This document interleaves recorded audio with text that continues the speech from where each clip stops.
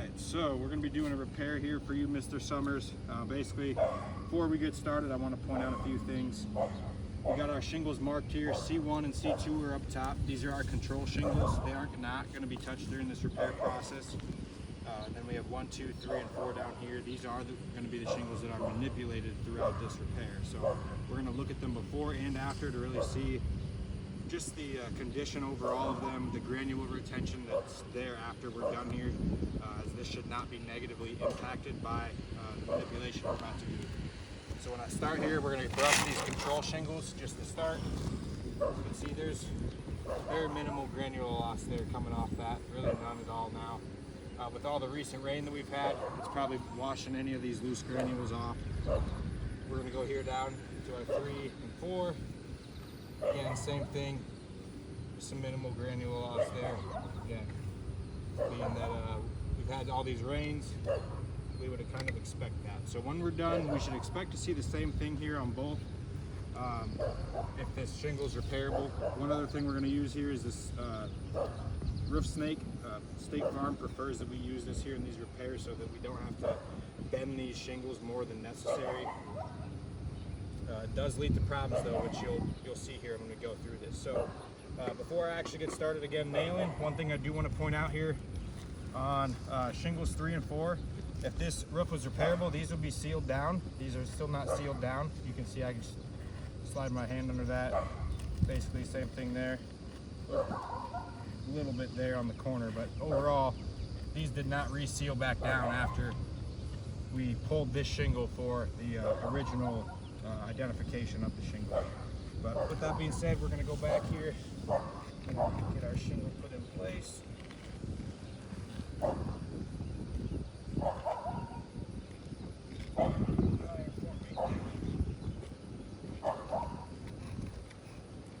We're in a little bit of a tough spot here with this box vent. So we're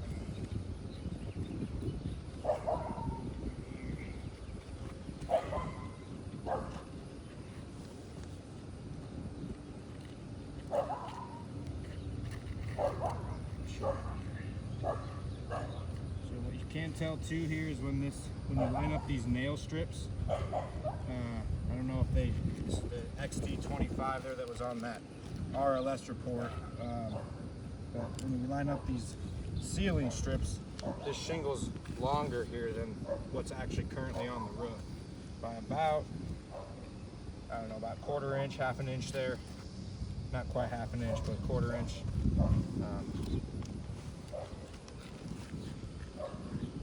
Line this one up too, same kind of thing, just a little bit longer here. Try and shove her up a little bit more, but it's not. Trying to make our reveal a little even here. Alright. Now we'll go back with the nailing process here.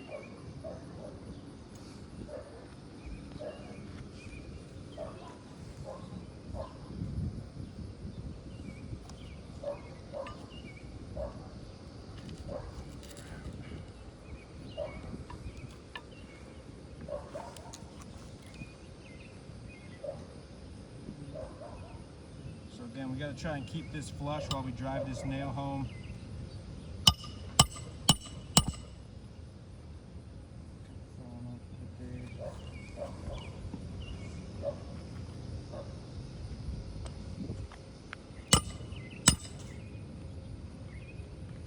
Don't want to really damage what we got here. We're trying to be careful with it, but again, can only do so much with this tool sometimes.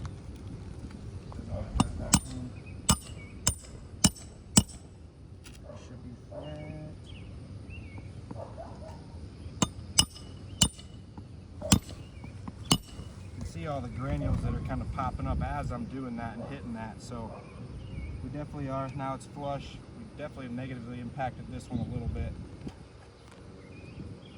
We got to put this shingle back though, so we're going to keep going. Hopefully this one isn't in too bad a repair, or too bad a shape once we're done with the repair, I should say.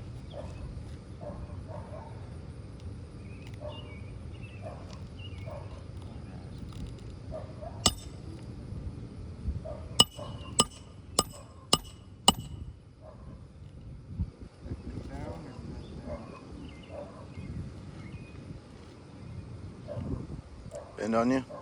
Not quite, just it got crooked while we were hitting it in there. So yeah, it's not really going in. Reset that. Try it again.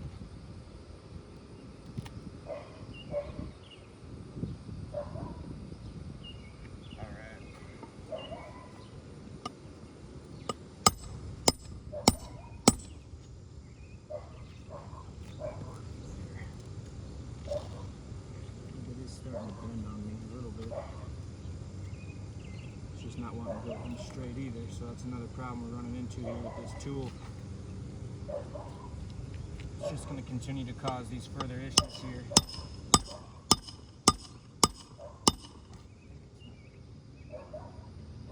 It's going a little bit.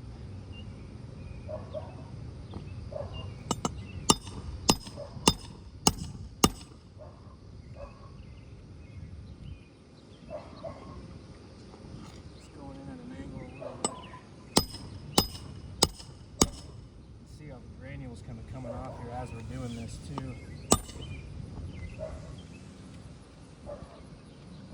Flush there finally.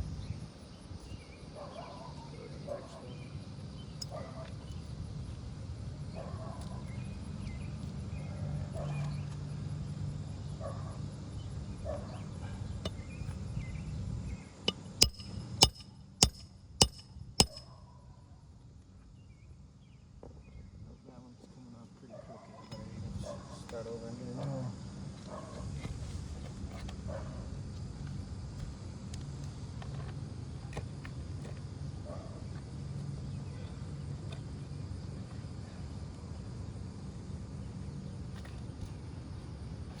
So we're about there here.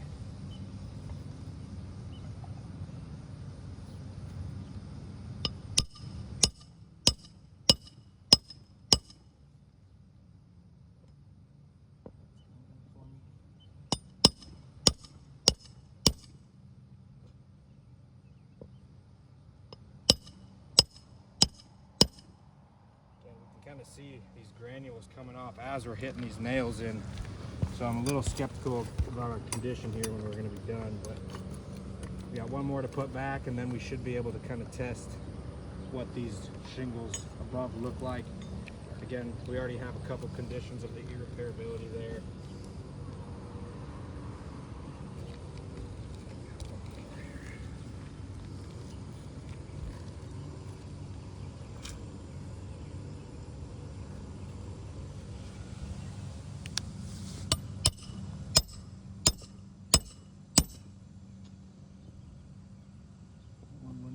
For us.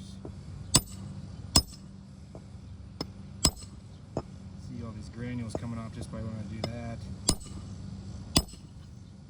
So coming back here now, we're going to take a look here at the repairability again and the granular retention.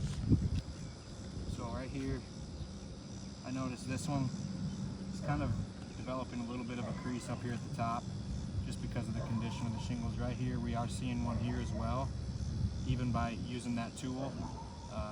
You got a crease right there coming in that shingle. When I brush this too, so starting with our control shingles again, there's a little bit, there's really not much coming off there. It's pretty much similar to what we were seeing right when we started here. And I come down to these shingles down here, you can see and hear all those granules coming off. It's almost like we're sweeping a little bit of the shingle there, and you're seeing a lot of that extra.